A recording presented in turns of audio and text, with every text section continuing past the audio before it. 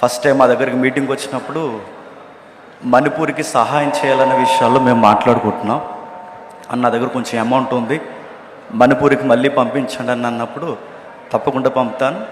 James, నీకు విషయం చెప్పాలి, నెక్స్ట్ టార్గెట్ మన తెలుగు రాష్ట్రాల మీద ఉంది, కొంచెం జాగ్రత్తగా ఉండండి నాకు చెప్పాడన్న.